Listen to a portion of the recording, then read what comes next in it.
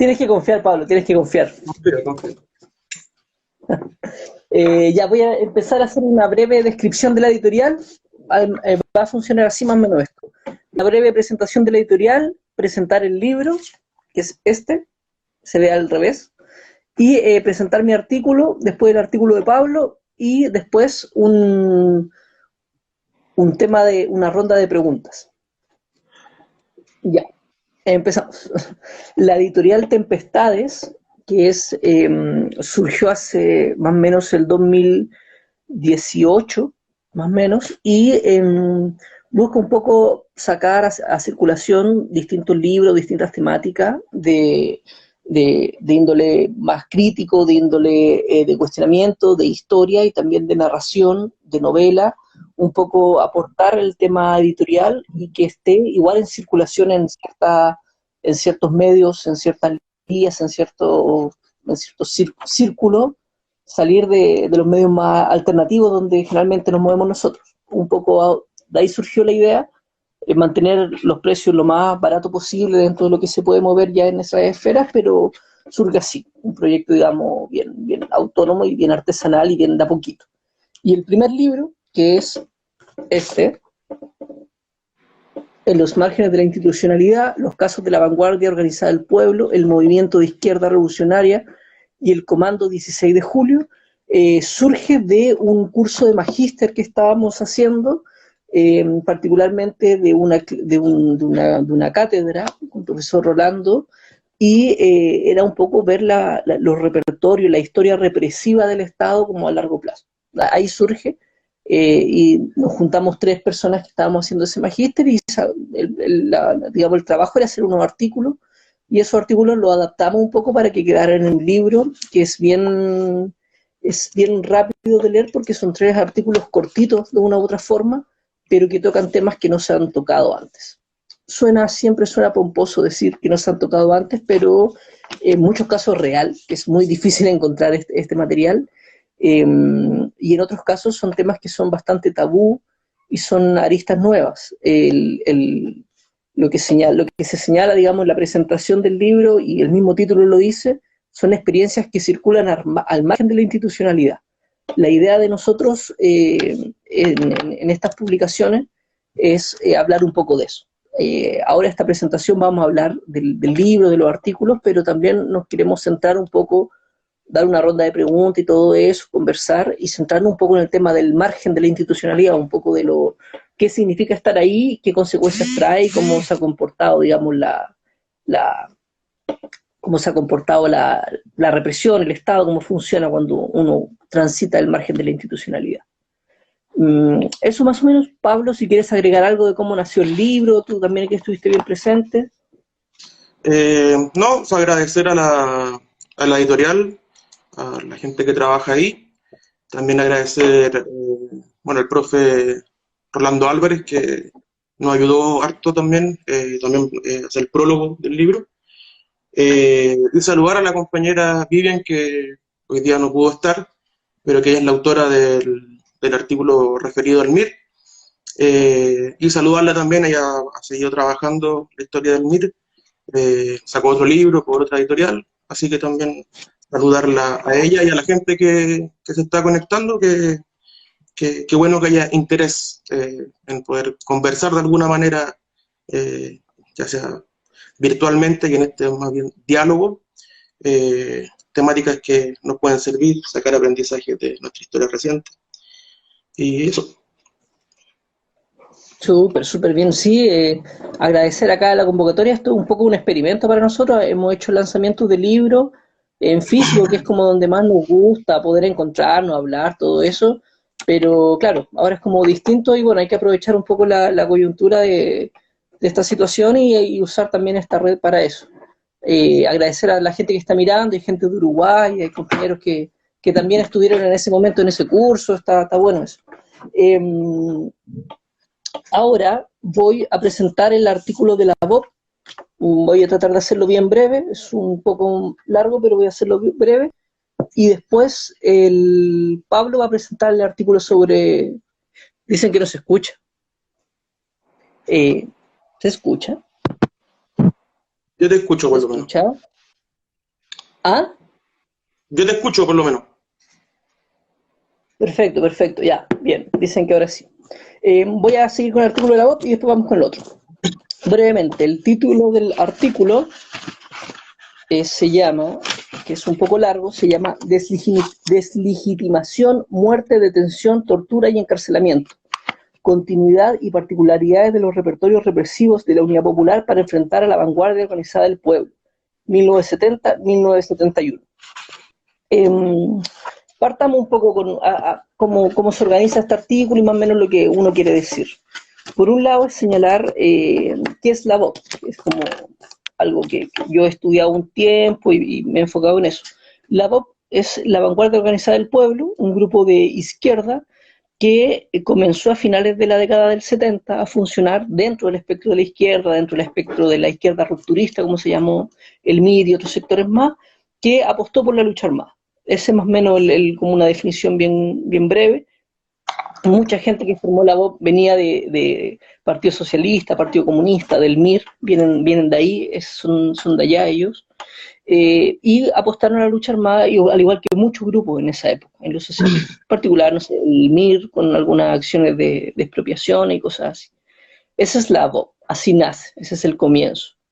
El artículo está más que enfocado a la VOP, está enfocado a los repertorios represivos, o sea, está enfocado a la represión que vivió la VOP.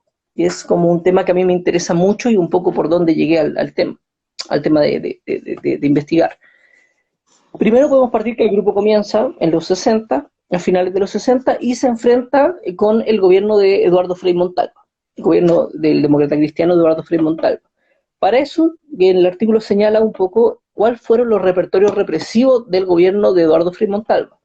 Y claro, se puede establecer que, por ejemplo, ese gobierno utilizó el decretar zona de emergencia para conflictos sociales, algo que nosotros ahora en nuestra experiencia ya lo sabe, ya lo conoce.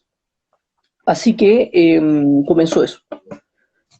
Utilizó el estado de emergencia para los conflictos sociales, que es la coordinación de militares, carabineros, investigaciones.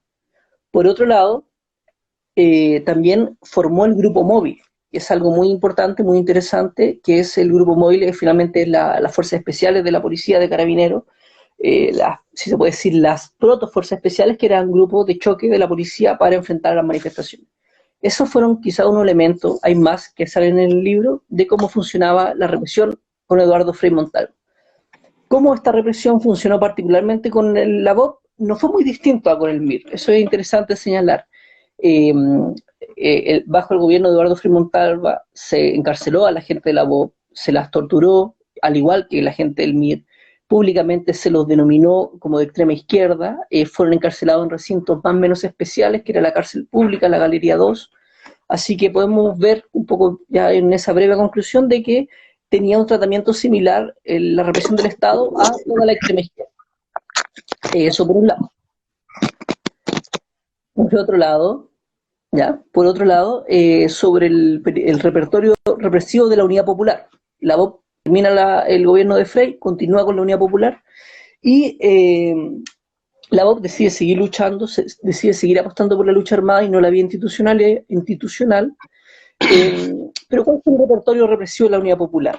Por un lado, aplicó enseguida la disolución del grupo móvil. O sea, la Unidad Popular dijo, acá no va a haber fuerzas especiales de choque contra las manifestaciones. Bien. Por otro lado, invocó un indulto a la gente que estaba presa del MIR y de la VOP, un indulto que se realizó en diciembre de 1970.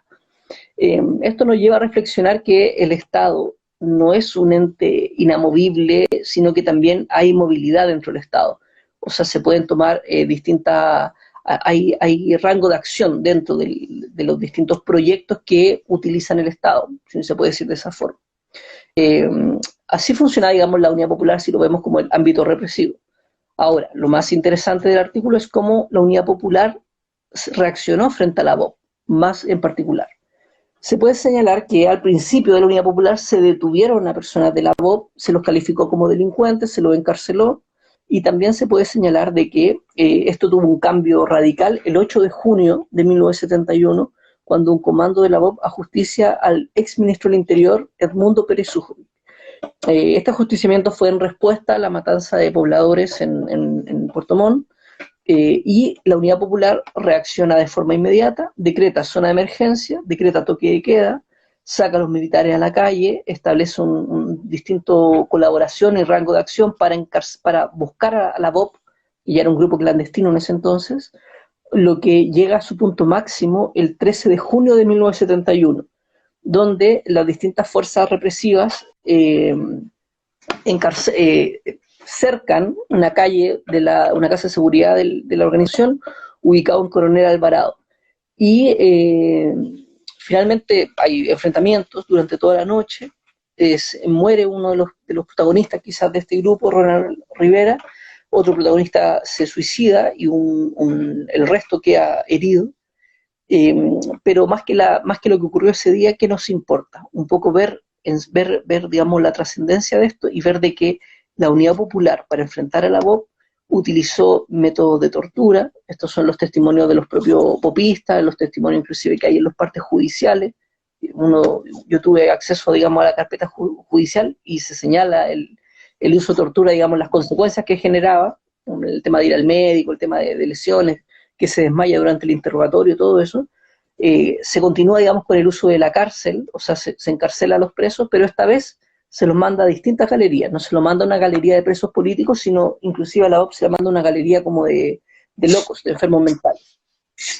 Y finalmente hay un tratamiento médico, o sea, un tratamiento mediático y político distinto. O sea, la BOP ya no son extrema izquierda, como era bajo el gobierno de Eduardo Frei, sino en ese entonces eran lumpen, delincuentes, enviados de la CIA, infiltrados, un poco eso.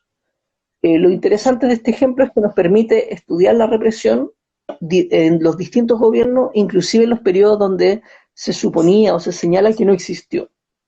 Que nos lleva a esto a preguntarnos un poco cómo funciona la represión, las distintas formas que puede tomar, las distintas formas que se administra y los elementos nuevos que también va tomando. Yo siempre he señalado que el caso de la BOP es muy interesante estudiar porque después se empieza a repetir en los 90 con los grupos armados cuando son desarticulados, que ya no se los acusa de extrema izquierda como en la dictadura, sino se los acusa de ser delincuentes, lumpen o categorías ya más que tratan de ser objetivas, despolitizadas.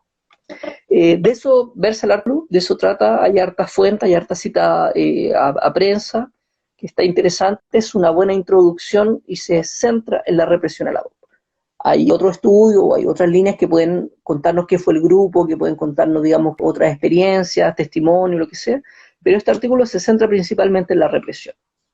Eso quizás señalar del grupo, eso señalar del artículo, y claro, se mantiene en el margen de la institucionalidad, y se mantiene un poco en este margen que está en contra de una u otra forma de esta institucionalidad y también recibir el peso que significa estar al margen de eso. Eso, más o menos, lo que se podría hablar de la presentación de ese artículo. Ahora quizás Pablo que presente su artículo y vamos conversando, comentando algunas cosas.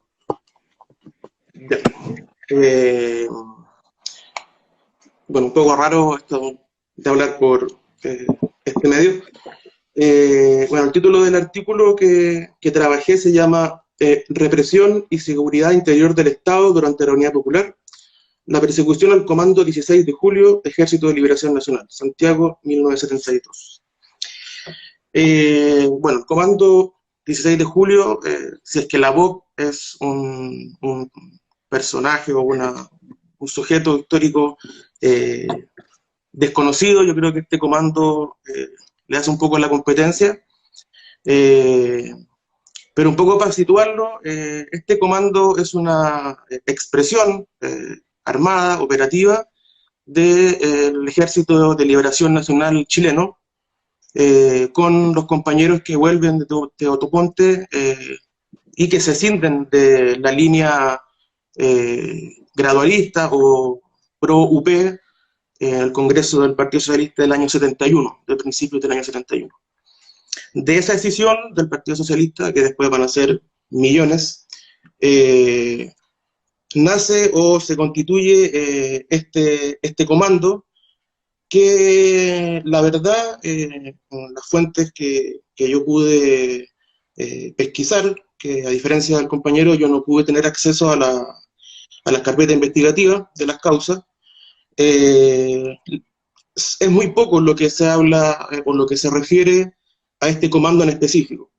Sí hay referencia a los helenos, y hay también estudios, me parece que el año pasado, antepasado, salió un trabajo sobre los helenos en Chile y la experiencia, pero respecto a este comando no hay una como información o un trabajo como más formal, o que haya un estudio más elaborado.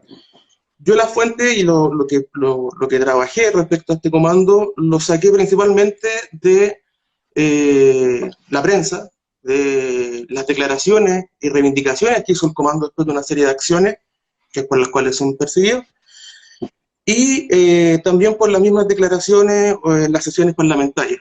También se va a hablar de esta figura de los helenos, el movimiento 16 de julio se habla, y que es interesante constatarlo que a diferencia de la voz, tanto por parte de la derecha, la democracia cristiana, no los mencionan ni los caricaturizan como delincuentes, sino que hay un reconocimiento, no sé si, pero sí se caracterizan como elementos de extrema izquierda, lo cual va a ser un punto interesante porque va a ser una forma de presionar también al gobierno de la Unidad Popular para hacerse cargo de esta como desborde de los sectores de la extrema izquierda, que en el fondo van a ser un pretexto para la promulgación de la ley de control de armas y la invocación de la ley de seguridad interior del Estado en muchos casos. Antes o sea, que es como parte también de la introducción del artículo y también un poco de la idea del texto, justamente, o sea, del libro, es reunir estas experiencias que se constituyen al margen de la institucionalidad y en diálogo, evidentemente, una dialéctica con esa realidad institucional, no son ajenas a ella, son producto también de esas contradicciones y las enfrentan. Y por eso es interesante dar cuenta de que el Estado, comprenderlo como una construcción histórica y en particular la especificidad durante el periodo de la Unidad Popular, donde hay una opción política del gobierno de la Unidad Popular de montarse sobre la institucionalidad burguesa, de iniciar un proceso de reformas con limitaciones, con intentos un poco más progre, con ciertas acciones que ponen en jaque ciertos elementos de la Constitución, como es la propiedad privada, la seguridad y el orden público, pero que el elemento de fondo, y como un poco en la tesis yo creo que como que nos hace dialogar los tres artículos, es que la Unidad Popular no deja de ser o no deja de tributar de este Estado burgués. No se desmonta, ni se contradice, ni se contrapone, no se constituye en beligerancia contra este. Al contrario, sino que utiliza las mismas herramientas que históricamente utilizó el Estado chileno para mantener, en el fondo, el orden público y el Estado de Derecho, que es un poco lo que plantea la profe Verónica Valdivia, que no es solamente no es solamente en la dictadura, y eso es un poco el gran discurso, que es haberlo antes de dictadura, sino que también fue durante la Unión Popular y también durante otros gobiernos durante el siglo XX. La ley maldita, la ley de defensa de la democracia, defensa permanente de la democracia, son finalmente estas herramientas que utiliza el Estado burgués y que la Unidad Popular no dudó tampoco en utilizarlas para reprimir y perseguir a quienes identifica, tal cual, suena un poco duro, pero tal cual en dictadura, a los enemigos internos, a los que ponen y amenazan el derecho, o sea, el Estado de Derecho y el orden. Y en esa defensa y en estas como limitaciones que tiene esta democracia reformista burguesa que trata de defender la Unidad Popular con esta apuesta bastante híbrida, ambigua, las presiones y las contradicciones que se desarrollan en esa formación de Estado también son nuevas. Es un Estado que, por un lado, un gobierno que en el fondo que está entramado en un Estado burgués con un lineamiento reformista, desarrollando ciertas expropiaciones, llevando a cabo ciertas, como decía el compañero, ciertas políticas de democratización, como también fue el caso de las Fuerzas Armadas, que tuve un proyecto de democratizar las Fuerzas Armadas y de orden. Y por otro lado, que es el lado de los márgenes, también van a darse otras contradicciones que van a hacer estos grupos, organizaciones y sectores que no solamente desde la militancia, sino que también desde el movimiento popular van a estar pujando por este desborde ante las limitaciones que tiene este proyecto, como dice en el texto, como con sabor a empanada y vino tinto. Tanto el MIR, la BOP, como el ELN, en diferentes apuestas estratégicas, su como punto de unión es que el enemigo más allá de la UPE o de la derecha es el Estado burgués. Y creo que es un elemento que diferencia, o que es importante marcarlo, ya que creo que no es tan solo una apuesta por la lucha armada, esta izquierda rupturista que se le llama, sino que se diferencia de este gradualismo, reformismo, en tanto asume una posición de destruir la estructura del Estado burgués, como una perspectiva como más como de un leninismo clásico, asume esa teoría de Estado como una premisa, una base para avanzar. Y evidentemente la Unidad Popular no tuvo mayor intención de avanzar en esa línea. Sí, hay que reconocer esto como tareas democráticas que sí generaron transformaciones importantes, pero hablándolo en términos como más políticos, de la teoría más política, su posicionamiento es una ambigüedad y un elemento súper extraño como en la historia, y que sale un poco como de la lógica de la lucha de clases, como que lo que se ha advertido siempre, jugar dentro de la institucionalidad es perder finalmente. Bueno, pero para ir ya como directo a este grupo, lo que como el relato de este grupo es de este sector de los helenos del Partido Socialista. Después del 71 se van a ir, o sea, van a ir apareciendo en la prensa diferentes asaltos o acciones que tienen características comunes. Son como alrededor de 20 asaltos, son como 25, son 20 o 25 asaltos, dentro de ellos hay una expropiación a un laboratorio, que es interesante cómo se reivindica esa expropiación al laboratorio Abbott, que todavía existe, porque en esa reivindicación que hacen los compañeros cuando expropian el laboratorio, plantean justamente que es una forma de cubrir las necesidades que el gobierno no está cubriendo, y también reivindica a los compañeros presos políticos en el año 72, planteando que hay 260 presos por este gobierno y que también están sufriendo precariedad en términos de la salubridad, cosa que es como atingente al día de hoy. Bueno, y así se van sucediendo van apareciendo diferentes acciones. También hay un asalto a un turco en el cual se roban dólares, que eso va a ser un elemento después que va a permitir el encuadre y la persecución, ya que cuando se hace el allanamiento de una casa se encuentran estos dólares, y así, bueno, vehículos, armamento, y una serie de acciones operativas en las cuales se deja claro, porque en el fondo en la prensa empieza a parecer que eran delitos comunes, pero que tenían ciertas particularidades por la forma de operar. Y eso habla o nos da cuenta de que sí había un desarrollo, un plan operativo, no muy distinto a los otros planes operativos de las otras organizaciones de la izquierda revolucionaria. Y finalmente, o sea, como que es parte como de atrás para adelante, en julio del 72 son detenidos dos compañeros de esta organización, son allanadas sus casas y empiezan a caer los otros miembros de la organización. Se hace el encuadre y caen alrededor de 20 compañeros, de los cuales dos quedan libres y los otros pasan por ley de seguridad interior del Estado, se nombra un un ministro especial para atender ese caso, y terminan cumpliendo condena por ser una amenaza al Estado, una amenaza al orden público, y una amenaza finalmente al Estado de Derecho. Más allá del detalle del comando, quería detenerme en, o sea, la pregunta que me surgía, o que me surge en este trabajo es, ¿por qué son una amenaza? ¿Qué son los elementos que lo constituyen como una amenaza?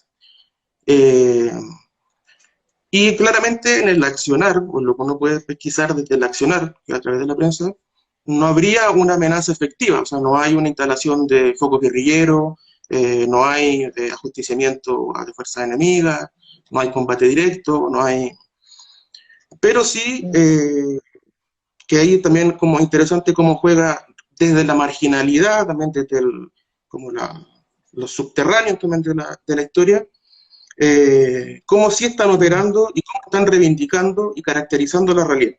Y me voy a permitir leer declaraciones que me parecen que son reinteresantes, que hace el comando, que las reivindica después de, esto en agosto del 72, que en los cuales reivindican las acciones que han realizado durante este año, o sea, durante ese periodo, 71-72, y también da a entender un poco el por qué finalmente son una amenaza para el Estado burgués. Entonces, dice, en primer lugar, porque el mejor aliado del imperialismo en Latinoamérica, el reformismo revisionista, se saca definitivamente la careta. Para los burgueses, para los explotadores, la transacción, las reverencias, los ministerios, los cócteles en la embajada. Para los revolucionarios, la cárcel, la tortura, la mentira. Los reformistas de la revolución con sueldo de gente unen sus voces a la de sus patrones burgueses para condenar a los auténticos revolucionarios. Nunca esperamos otra cosa. El reformismo solo conduce al reformismo. El fascismo no necesita del golpe de Estado. Tiene las puertas abiertas en el reformismo. Se nos acusa de agentes de la CIA, de delincuentes comunes, de bomberos locos, los que como perros de presa saquean a mansalva el dinero de todos los chilenos, para con suculentos sueldos ganar el derecho a pontificar sobre la revolución. Estos son los que hoy pretenden entregar la cabeza de los revolucionarios a su verdadero amo, el Estado burgués, para poder perpetuarse por un tiempito más a través del único camino que realmente saben usar, el entreguismo y la transacción. Algunos canallas de investigaciones han torturado a los compañeros que expropiaron los laboratorios. Bueno, aquí trunca la cita. El reformismo oficialista tortura y encarcela a los revolucionarios amparados en la ley burguesa para esconder su propia incapacidad y tender una cortina de humo sobre la transacción y el entreguismo. Y con esto cierro. Nuestro principal objetivo es la construcción del poder popular en Chile, así como en toda América Latina, porque pensamos que la revolución socialista es continental. Nuestra fuerza no se expresa solamente en nuestra organización, en el número de militantes que seamos. Está en la necesidad del mismo, sentida por millares de chilenos y latinoamericanos, sentida por los militantes de las bases mismas de la UP, sin hablar de las organizaciones hermanas, y que también son reprimidas. Por la unidad de la izquierda revolucionaria, liberación o muerte, ELN.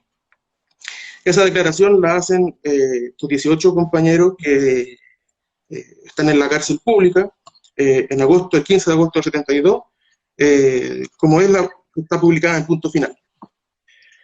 Entonces, evidentemente que el discurso y el planteamiento que se hace es en completa beligerancia con el Estado burgués y con el gobierno de la Unidad Popular. Y lo interesante es algo que es historia ficción, pero que sí son elementos que yo creo que también dan luces de esta especificidad, a diferencia de la voz.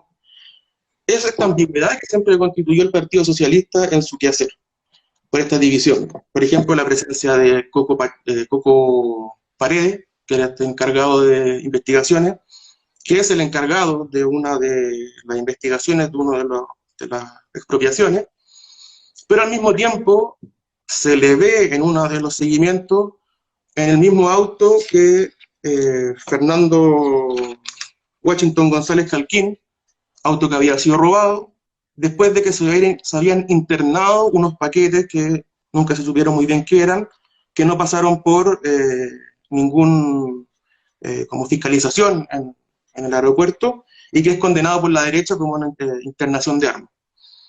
Entonces, esa misma persona que está en la institucionalidad dialogando con este militante de esta organización, creo que también habla de ese diálogo y esa ambigüedad, principalmente del Partido Socialista, que hay muy poco estudio sobre el Partido Socialista, que sí tuvo una línea rupturista, que sí tuvo una salida revolucionaria, y que termina siendo perseguido por el gobierno de la Unidad Popular, este sector de los helenos,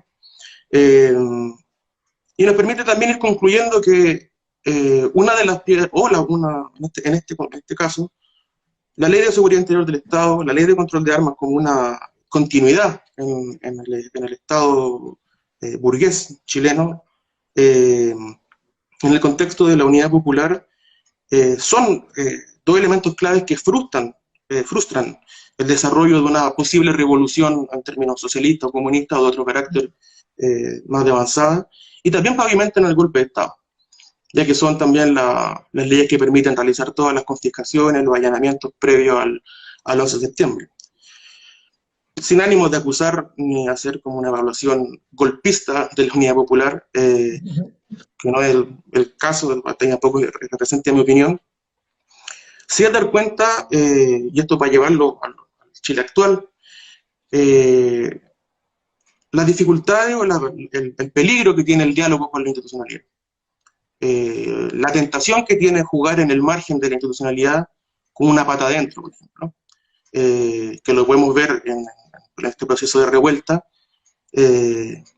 donde siempre va a haber una tensión, una tendencia a arrastrar a los márgenes hacia el centro, ya sea para cooptarlo en una idea social demócrata, en una idea progresista, o en una perspectiva derechamente represiva, que es el exterminio de los márgenes. O sea, lo que conflictúa al Estado son los márgenes, son las alternativas, y mirándolo desde los márgenes hacia adentro, nuestra incapacidad ha sido que, creo, opinión, no es parte de las conclusiones, que desde la izquierda revolucionaria, al menos evaluando desde la Unidad Popular hasta hoy, siendo súper Barça, se ha circundado esta marginalidad con proyectos re interesantes, con apuestas súper interesantes, con diversos posicionamientos políticos, transitando del anarquismo al marxismo-leninismo, pasando por otras expresiones, pero que finalmente no han logrado avanzar en una propuesta estratégica que tiene que ver con, en mi opinión, con el poder popular, que implica necesariamente la destrucción del Estado burgués. No hay posibilidad de diálogo salvo elementos o pasos que avancen en esta tarea de la destrucción del Estado. Cualquier diálogo que sea conciliador con la reproducción y con la mantención, finalmente termina por la cooptación, la represión y el exterminio. Es lo que está pasando hoy día también. Eso como para cerrar. Quería así agradecer a un compañero que no conozco, que se llama Santiago, que también no sé si salió ya del Twitter, pero que sí hablamos, chateamos, para reconocerle porque él me ayudó harto en la estudia sobre la historia de la hormiga. Me ayudó harto pues, para orientar la investigación, porque hay un caso específico en la hormiga donde aparecen estos militantes del comando, y él me ayudó harto, así que también es importante reconocerle esa solidaridad entre colegas y compañeros para poder ir desarrollando estas investigaciones que, yo creo que eso lo compartimos con la editorial, no tienen otro fin que sacar aprendizaje para este presente y avanzar en las tareas que quedaron truncadas. Eso. También súper bien, Pablo, súper bien. Señalar lo que mencionábamos al principio, lo que mencionabas tú también, que hay un texto que falta, digamos. Hay una compañera que no pudo estar acá, que es la Vivian Valenzuela. El título de su artículo es La recepción de la política militar del movimiento de izquierda revolucionario chileno en el movimiento campesino revolucionario, 1969-1973, que es un poco las tensiones que hay entre el MIR y como las teorías del MIR, el proyecto, si se puede bajar o no en el movimiento campesino. Eso como señalar por un lado. Y ahora yo creo que lo más interesante, lo más más importante, quizás que nos interesa más y que puede ser más importante, digamos, traer esto a las preguntas, traer esto al presente y traer esto también, si hay preguntas, la quieren ir escribiendo abajo, podemos ir acá conversando, pensando, podemos acá ir tirando ideas, no solamente siempre, la idea nunca ha sido mirar un pasado estático, sino ver un presente, ver cómo esto nos sirve en el presente y en el futuro. Así que dejamos el espacio, si abajo quieren ir, van saliendo preguntas, si no, empezamos nosotros. Yo tengo un par de preguntas para ti, pero veamos si sale algo abajo. A ver. ¿Ven los comentarios, Pablo, no? Sí, es lo único que veo. Si hay alguna pregunta, duda, opinión o tema a reflexionar.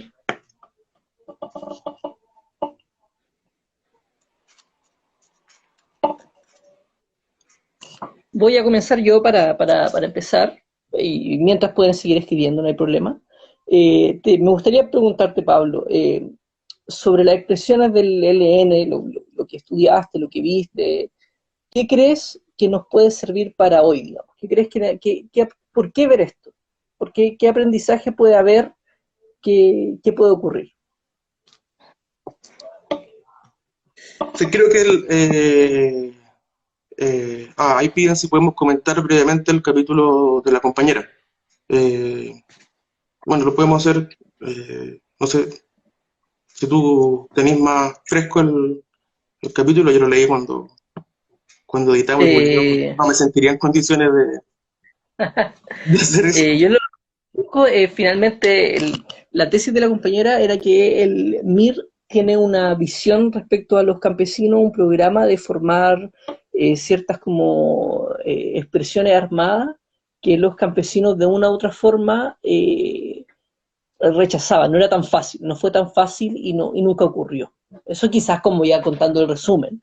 Igual, claro, me es un poco Barça contar el artículo sin, por decir una palabra, es un poco complejo contar el artículo sin que esté ella presente, y ya que ella maneja mucho más la invitación es a leerlo, la invitación es, ella ha escrito harto, por ahí vamos a publicar después el nombre, está, y ella ya tiene harto artículo en internet que se puede buscar, pero a quien le interesa el tema campesino, a quien le interesa el tema, la teoría política bajada al mundo campesino chileno, es un buen artículo.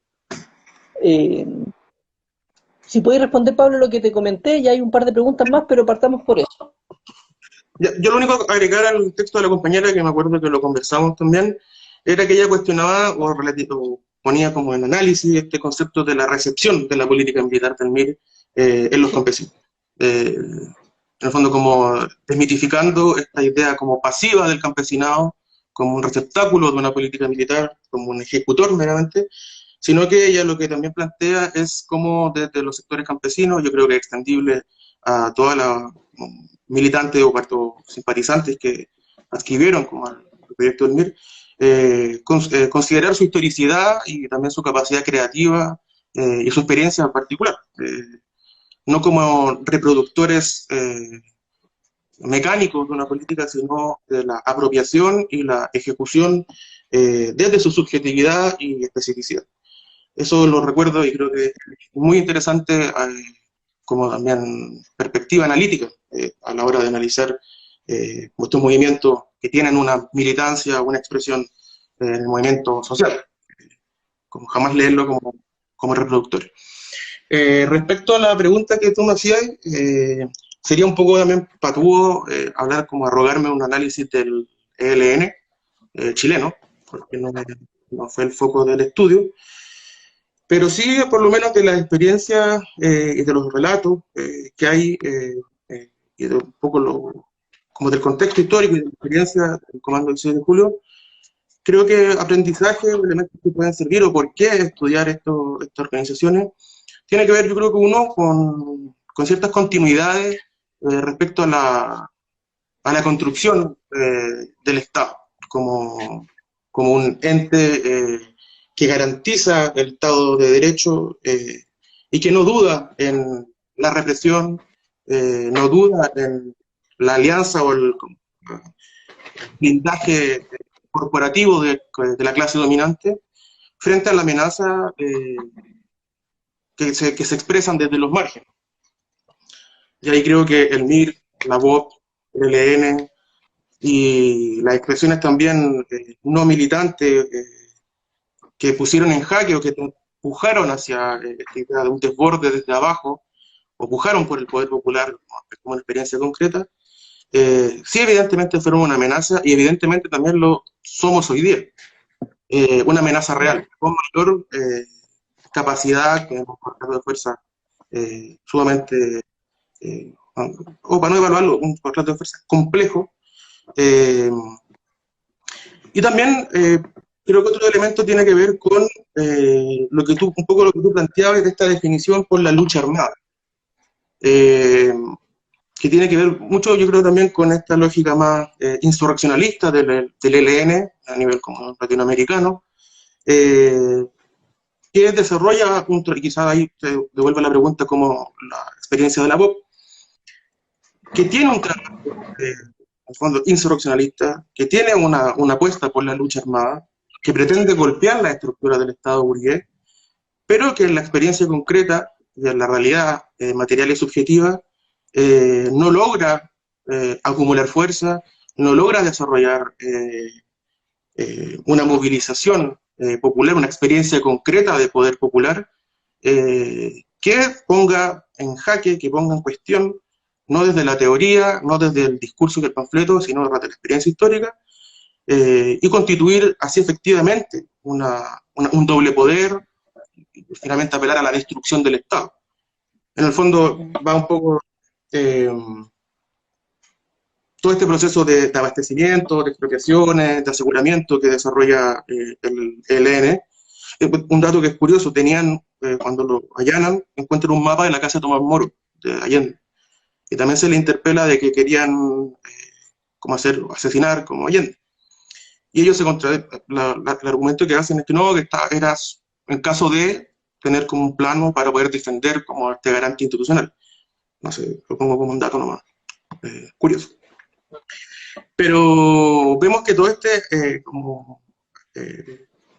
recopilación material de armamento, de insumos para la insurrección en una lógica guerrillera, esta lógica de los movimientos de liberación nacional, no logra expresarse ni en respuesta al fascismo o al golpismo, ni en contra del Estado burgués, ni logra dar respuesta a las fuerzas de orden, ni menos a las fuerzas armadas. Entonces, yo creo que un poco para repensar, no la opción por la lucha armada, o sea, yo creo que es una condición inevadible de la lucha revolucionaria, pero es cómo se combina el proceso de ir acumulando una fuerza social revolucionaria, ir acumulando o ir desarrollando un pueblo organizado que sea capaz de defenderse, es decir, un pueblo armado, combinar eso con las otras dimensiones que tiene la vida social, pensándolo que ahora yo creo que cabe de cajón, en la satisfacción de ciertas necesidades básicas, el abastecimiento, la salud, los procesos educativos, el desarrollo de la cultura, que durante la UP, claro, hay estos embriones de poder popular, los comandos comunales, los cordones industriales, las tomas y la experiencia en fundos, en campamentos, pero referido específicamente al ELN, creo que eso es como un punto a considerar. ¿Hasta qué punto el foquismo, en un contexto como el de la Unidad Popular, y planteamos preguntárselo hoy día, o esta lógica de la guerrilla urbana, nos permite avanzar en esa tarea que yo creo que es la que se comulga, que es la destrucción del Estado burgués y la transformación de la sociedad? Insisto, no desechando la alternativa armada, pero sí cómo se combinan con otros procesos que creo que en este caso el ELN, al menos en Chile, otro caso es experiencia en Latinoamérica, quedó cojo finalmente, o no sé, ahí tendría que estudiar el ELN. Y eso como contrapregunto en términos de la voz, en términos de las perspectivas estratégicas de la voz, en su lógica, como proyecto revolucionario. ¿Cómo lo evalúas tú, sabiendo que tú has estudiado y manejáis el tema de la voz más en profundidad, más allá del aspecto represivo. Yo voy a ir dando Claro, unas o preguntas. sea, no, no, lo que refiere es como un poco la estrategia, digamos, claro, la crítica que siempre se hace es de que la VOP tenía un carácter quizás más foquista o de guerrilla urbana, como de acción casi individual o como un poco desacoplada del movimiento popular, pero lo cierto es que uno ya cuando investiga, cuando busca respecto a la VOP, ve que hay experiencias de organización de base, como se puede llamar, ve que hay experiencia, digamos, en tomas de terreno, la toma de fondo de Chicago, una experiencia bien interesante, muy poco estudiada, que la VOP participó, que la VOP planificó, que la VOP estuvo ahí, que es una experiencia, digamos, comunitaria, campesina, horizontal, con muchos temas, digamos, de comunidad, muchos temas, digamos, de ecología, inclusive, bien avanzados para la época, bien horizontales, bien asamblearios, que sorprenden, digamos, que sorprenden, eso por un lado, y la participación también de la VOP, digamos, en la toma de Nueva La Habana. También es bien importante eso, que estaba bien presente el MIR, pero una historia desconocida es la presencia de la VOP ahí también. O sea, hay una apuesta por la lucha armada clara, hay una apuesta por los asaltos a bancos, hay una apuesta por la ejecución, digamos, de ciertos sujetos, pero también hay una apuesta, entiende que eso no va solo. Entiendo que esto va articulado a un movimiento social que va por no solamente en el margen de la institucionalidad, sino a veces completamente en contra. Y ahora, empezando a ver como las preguntas que están haciendo, Violeta, o no, miento, Vixleta, o como se lea, comenta qué repertorio represivo de los que abordan en el artículo han visto utilizados ahora en el estallido. Yo, un poco para darle ahí interactividad a esto, yo lo que problemas técnicos de transmisión, no sabemos bien qué, se cortó, pero vamos a seguir para responder las preguntas y para seguir conversando, si quedan algún par de temas que hablar. Cosas de internet. Continuemos, había un par de preguntas más que yo Sí, había escrito, lástima que no tengo de quién las dijo, no sé si querías decir algo sobre los repertorios represivos usados en el periodo que estudiamos con la actualidad. no, o sea, creo que hay dos elementos que eh, se persisten y que son como interesantes también considerar. Uno es lo que decías tú, la criminalización, es decir, la apolitización del desarrollo de la movilización popular, del movimiento revolucionario, del movimiento social en todas sus expresiones. La criminalización como el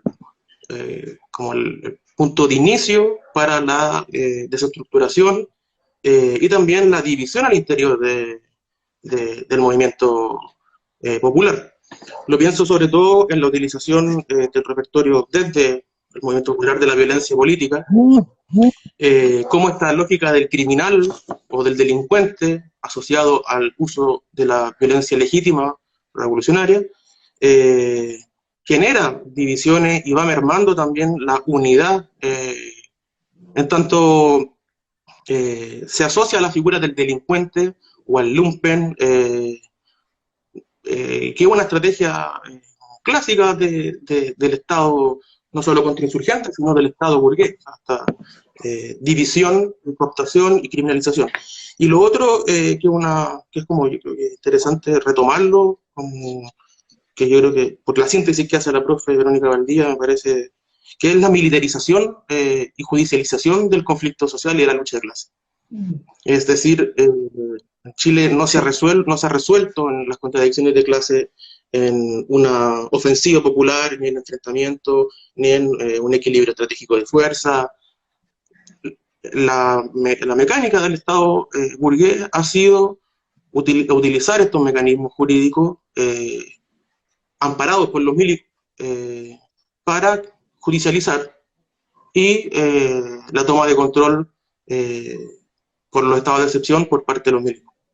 Que eso creo que es una constante que pasó ahora, pasó para el 2010 con el terremoto, que esta declaración de estado de emergencia es una herramienta que es, yo creo que una de las no sé, elementos jurídicos que ha permitido, eso con la ley de control de armas, que ha permitido reprimir y doblegar en algunos aspectos expresiones insurgentes durante dictadura, post-dictadura y hoy día.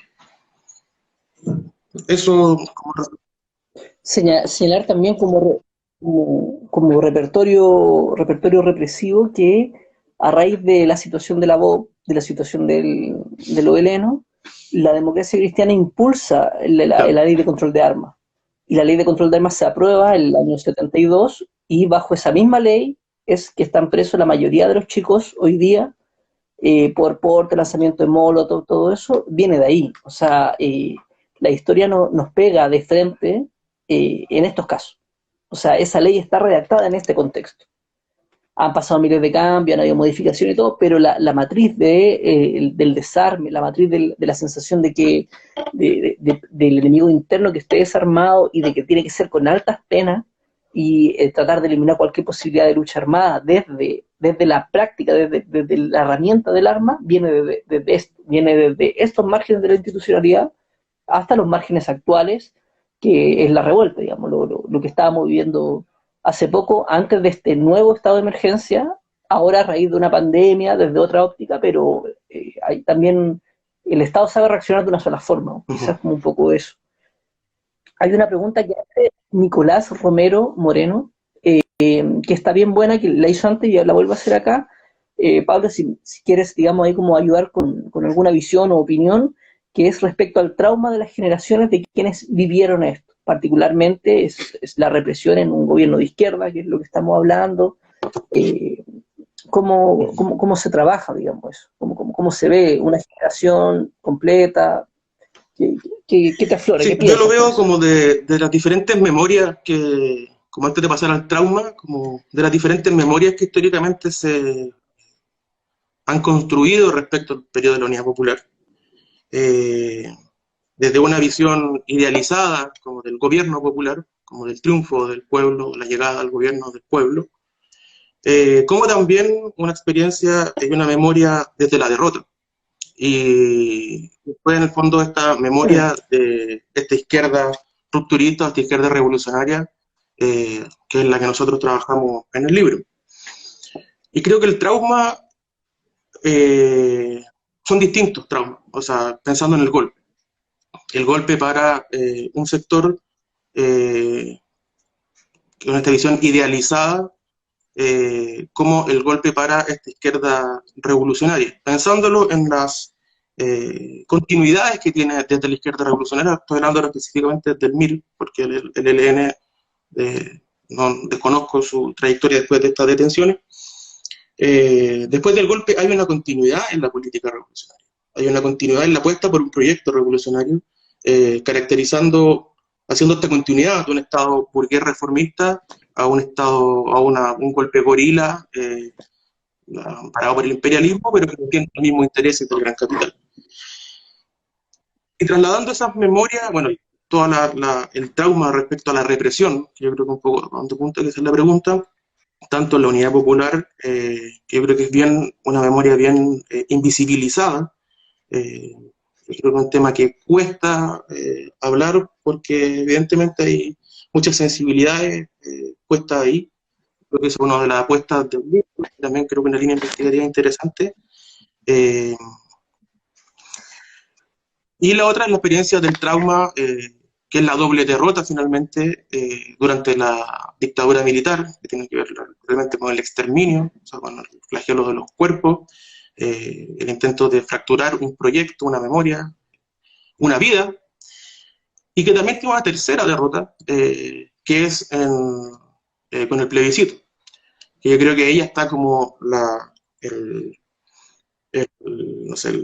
camino o como la herencia de una izquierda revolucionaria durante la Unidad Popular, que continúa durante la dictadura, que resiste en los 80, que es derrotada o es, en el fondo, superada por la socialdemocracia, por el reformismo, y que hoy día, que en los 90 adquiere otras formas, se reinventa, sigue en la lucha, es importante destacarlo,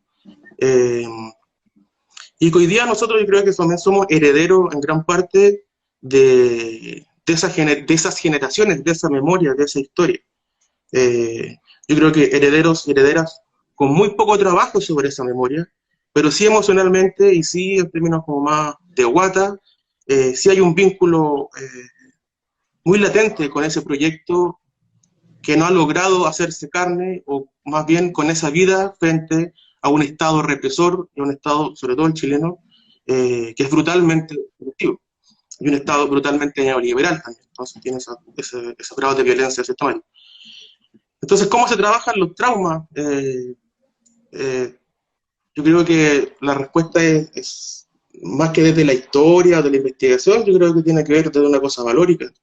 En primer lugar, dar espacio, abrir espacio de escucha a esas memorias que no tienen cabida.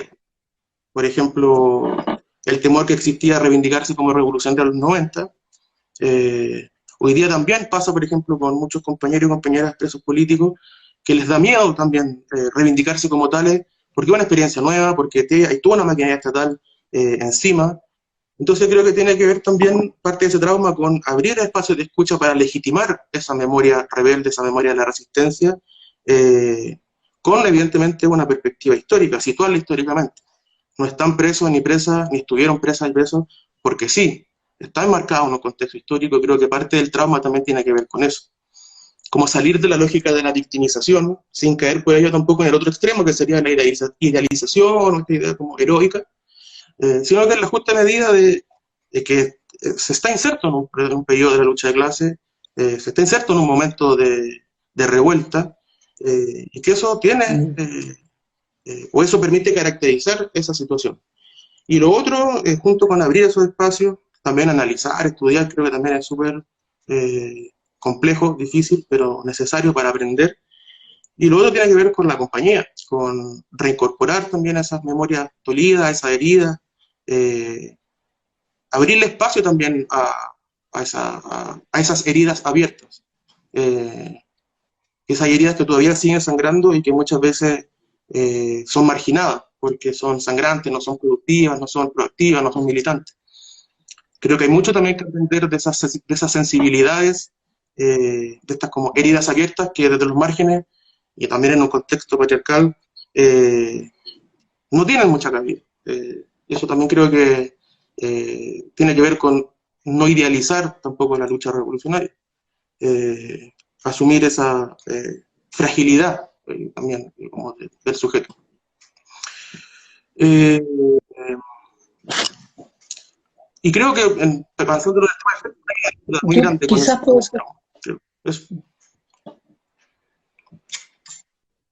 Yo también quise aportar el tema de la generación, del trauma, de esta experiencia de los seres humanos, las compañeras, los compañeros que vivieron esto. En particular, que como he estudiado el tema de la VOP, me costó mucho llegar a alguna gente, me costó mucho llegar a sus protagonistas que en un comienzo, la primera vez que vi, parecían fantasmas, no existían, nadie los conocía, no estaban en ningún lado, pero después, ya buscando, estaban ahí los compañeros que vivieron eso, las compañeras que vivieron esa experiencia, esa represión, todas esas visiones, estaban ahí. El tema es que, claro, con toda la criminalización que vivieron desde la propia izquierda, muchas veces, no era tan fácil ir y decir, yo soy militante de la VOP, quiero contar mi testimonio. No fue fácil decirlo en los 70, no fue fácil en los 80, 90, en toda la época, digamos. Ahora recién, ya pasando varios años, hay compañeras, particularmente compañeros que han decidido abrir un poco, contar ciertas cosas, contar qué pasó, un poco saliendo de la lógica del chantaje, es decir, si cuento en la represión durante la Unidad Popular, voy a terminar aportando al fascismo, aportando a la crítica a la izquierda, llevándolo bien en temas simples. O sea, quizás este libro no podía haber salido en los 80, por decir una forma, o a final de los 70. Eso también nos lleva a dos temas. Por un tema, cierta distancia, pero también por un tema, la necesidad de contar, la necesidad de decir. Yo trabajé un libro con una compañera que creo que está por acá desde Noruega mirando, con Carlota, que es su testimonio, es el testimonio de ella en la voz, que es, como todo testimonio, está rodeado de subjetividades, que esa es la gracia, rodeado de sentimientos, sensaciones, y un poco trabajar ese trauma, trabajar el negar el trauma, porque cuando se lo acepta es aceptar una derrota, es aceptar que pueden haber derrotas momentáneas, pueden haber derrotas tácticas, derrotas de estrategia incluso, pero el decidir seguir luchando, ya eso es una victoria. Yo lo veo así como así lo siento, así lo he vivido con compañeros más viejos, con compañeras de más edad, y creo que, claro, es un buen tema porque no solamente para ver cómo enfrentamos una generación traumada antes, sino hacernos las mismas preguntas hoy día. O sea, tenemos 400 casos de trauma ocular y somos una generación entera que estamos viviendo una forma de represión que puede ser nueva o antigua, pero que estamos viviendo un escenario represivo que nos va a afectar, que nos puede estar afectando ahora mismo, que puede ser el hecho de no testimoniar, el hecho de guardar silencio, lo que tú comentabas, digamos, de ciertos presos. Es importante también hacer una pregunta para atrás, pero hacerla en el presente. Y comentarte una pregunta que hicieron, que estaba bien interesante y va a ser polémica, así que estaría buena conversarla, que es respecto a la institucionalidad, el margen de la institucionalidad, que es como los temas que tocamos, cómo lo trabajamos con el apruebo, en la lógica de la Constitución, el plebiscito, todo eso. ¿Cómo entendemos, digamos, quizá esto? Pablo, ahí te dejo la palabra. Ah, gracias por el melón que me tiraste. Después Claro. voy yo. O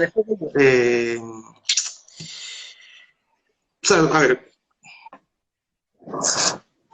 creo que hay que como situarlo históricamente y también caracterizarlo en su contexto histórico.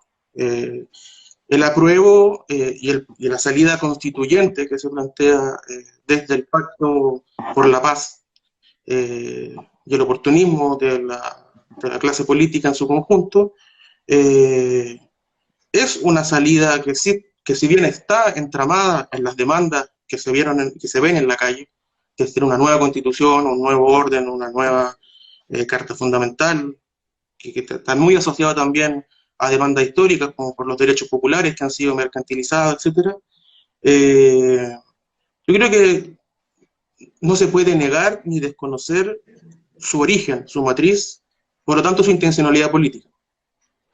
Y creo que ahí la Unidad Popular es una cantera para sacar aprendizaje, sobre todo por las tensiones que se vivieron en la izquierda en su conjunto, apelando al amplio como espectro de la izquierda durante ese periodo.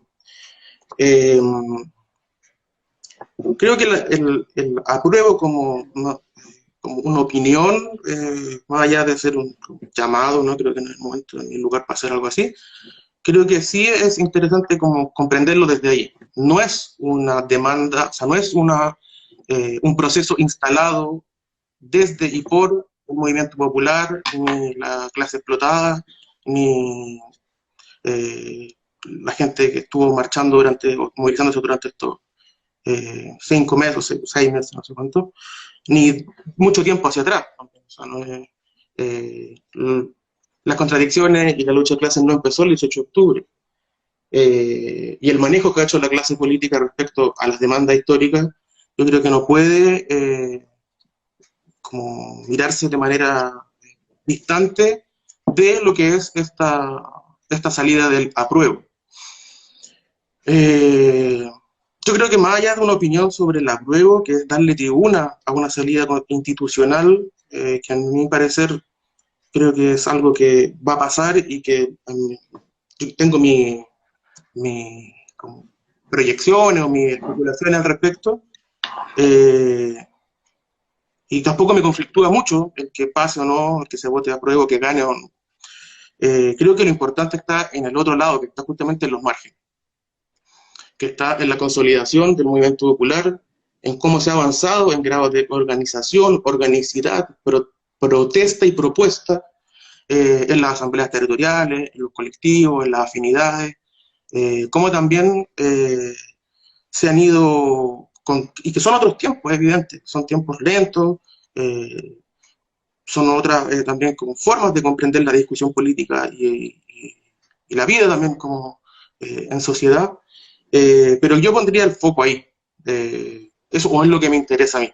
es un poco como como un poco si en 20 años más hicimos un trabajo sobre esto, me interesaría trabajar los márgenes de la institucionalidad y lo que ocurría porque el germen que estuvo en las asambleas territoriales, los grupos de afinidad, los grupos de choque en la primera línea, que también creo que es algo que amerita una historización y no caer en la caricaturización, porque también es importante dar cuenta de las debilidades, de las falencias y de los elementos que hay que avanzar para dar como pelea frente a un enemigo que es un monstruo, o sea, que es enorme y que tiene, ya lo vemos en sus expresiones socialdemócrata, pequeña burguesa, imperialista, tiene estos recursos en el fondo para reprimir al mismo enemigo de siempre. Entonces creo que más allá del apruebo o el rechazo, que creo que igual está bueno, también en tanto se han sacado ciertas caretas, sobre todo de los sectores de la derecha, y ha también removido ciertas discusiones, lo vería, creo que me parece interesante desde ahí, de la discusión que se pueda dar a nivel de la organización popular, que sirva que esta como coyuntura sirva para la discusión, pero que las conclusiones y la síntesis no sean absorbidas por la coyuntura, sino que nos permitan ir avanzando en la organización popular como fuente única de soberanía, de autodeterminación y de poder, finalmente. Y algo que salía de las diferencias y similitudes de lo represivo, creo que fue tocado y lo trasladaría al día de hoy también. O sea, no sé por qué cómo pensar en el apruebo, como esta salida constitucional, como un mecanismo de autoflagelo, autodestrucción de la clase dominante. O sea, eh, creo que es un sinsentido en términos como históricos, ¿no? Jamás la clase dominante va a ceder sus cuotas de acumulación, porque de eso vive, eso lo constituye como clase dominante. Para eso para eso se hacen del Estado como un botín para poder garantizar su posición de clase. Entonces creo que el apruebo como salida institucional me parece que no tiene un asidero histórico como en una perspectiva revolucionaria, en otras perspectivas sí, puede ser. Y el foco creo que está en la organización asamblearia territorial, con la cantidad de falencias y de elementos que hay que seguir trabajando. Creo que ahí está un poco el foco. Eso. Yo quizás comentar, aportar, digamos, esa pregunta que se hace y ahora se reitera, digamos, respecto a la prueba, a la salida constitucional, o sea, concuerdo con lo que tú dices, o sea, hay que situar históricamente de dónde viene esto y el plebiscito viene desde el Pacto por la Paz, forjado por los distintos sectores de la clase dominante y que es un pacto por la paz que tiene distintas herramientas, o sea, es un pacto por la paz que tenía por un lado los milicos en la calle, los milicos en la infraestructura crítica, la ley anticapucha, la ley antibarricada, eso por una parte, y por otro lado también tenía cierta reforma y por otro lado el plebiscito. O sea, son dos caras, como se dice, de la misma moneda, son distintas herramientas, distintos métodos de lo mismo. O sea, para mí el plebiscito es una forma de salvar este sistema, es la salida institucional y no la salida revolucionaria.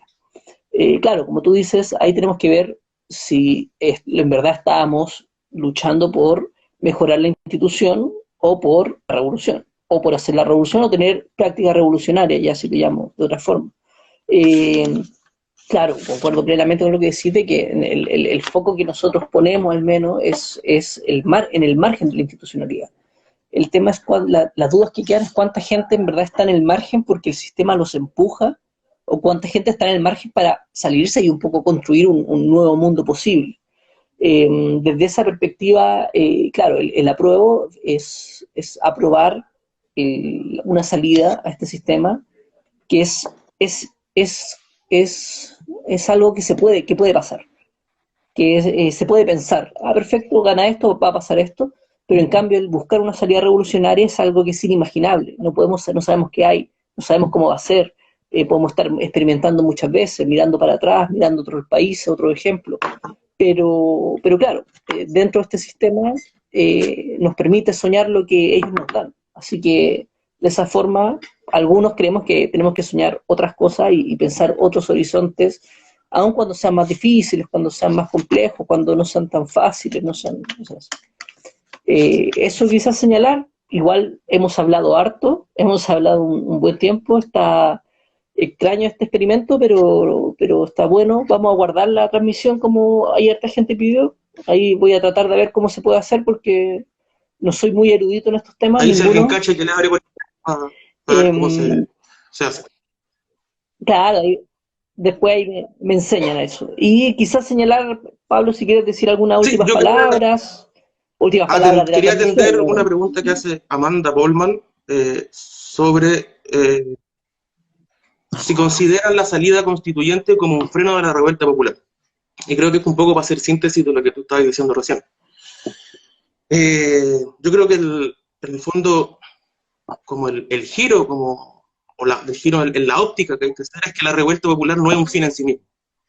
Es decir, frenar la revuelta por frenarla, es decir, por dejar de enfrentarnos en la calle, por desmovilizar, creo que no es como el foco donde hay que poner el análisis hoy día, sino es pensar hacia dónde se conduce, no conducción en cuanto a vanguardia organizada, sino la direccionalidad que asume esta revuelta como experiencia histórica, como la experiencia de construcción, pensando la revuelta como la diversidad, por ejemplo, de experiencias de poder popular que se están desarrollando en las asambleas territoriales, parciales, con evidentemente precariedades, sin ninguna capacidad de resistir un embate de fuerza enemiga, pero sí para toda una generación es una experiencia de autogestión, de pensarse como comunidad, de pensar en una autodeterminación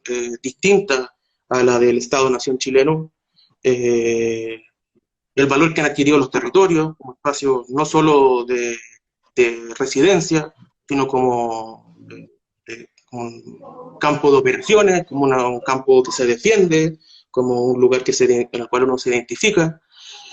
Entonces la salida constituyente creo que, más allá que ponga freno no a la revuelta popular, creo que pone freno a la perspectiva revolucionaria.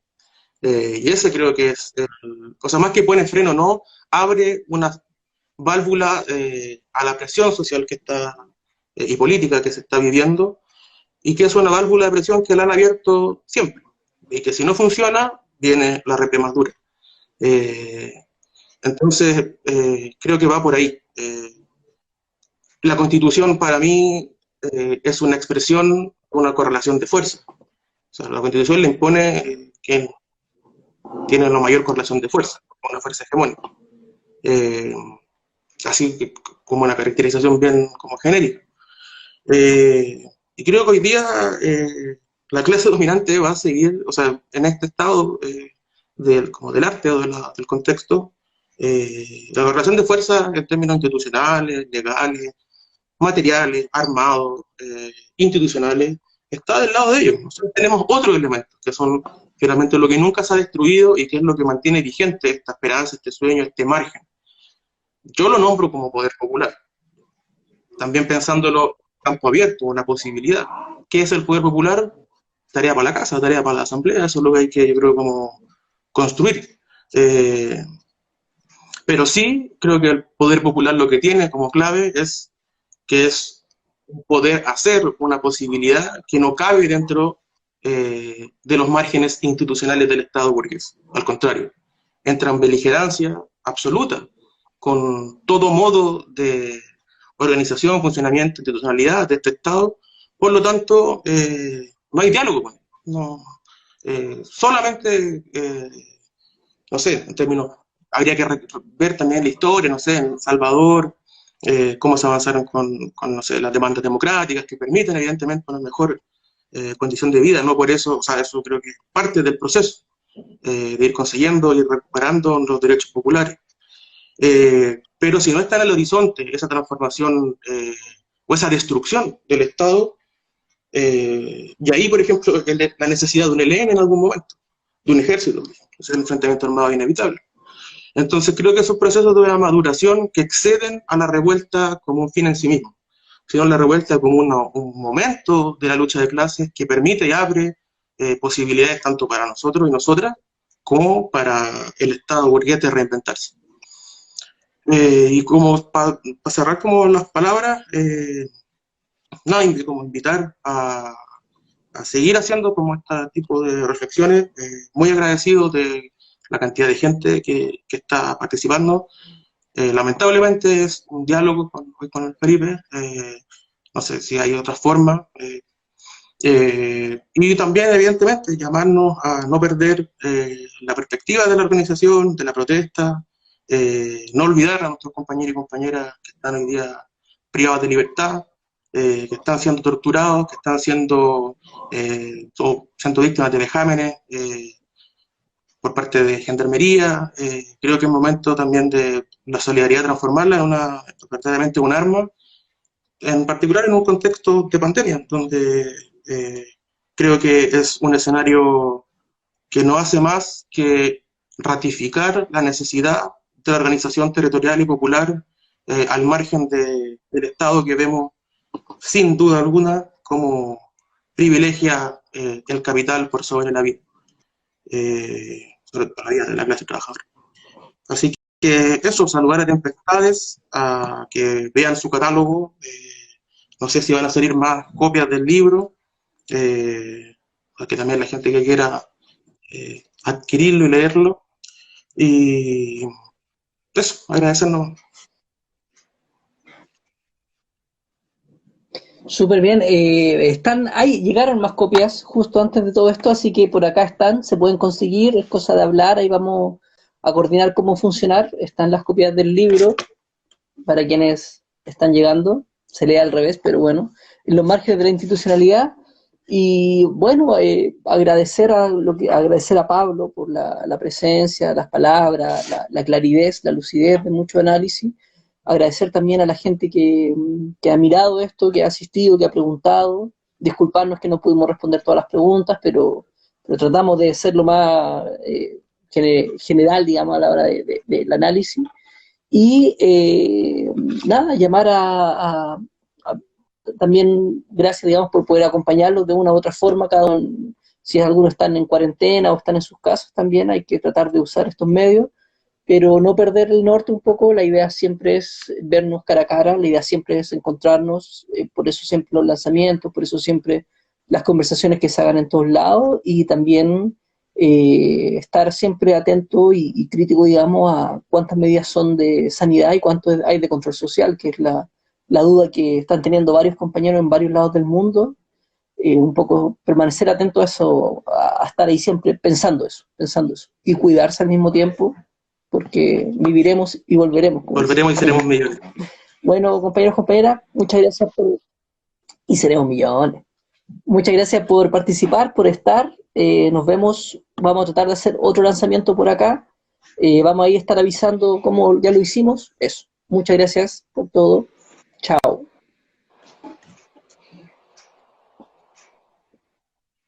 Chao, chao.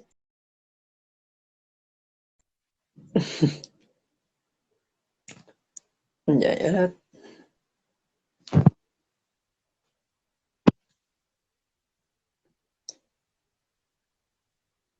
Adiós. Saludos a todos los que vienen desde afuera, desde Noruega, Uruguay, Buenos Aires. Chao. Que estén bien. Nos vemos. Cuídense.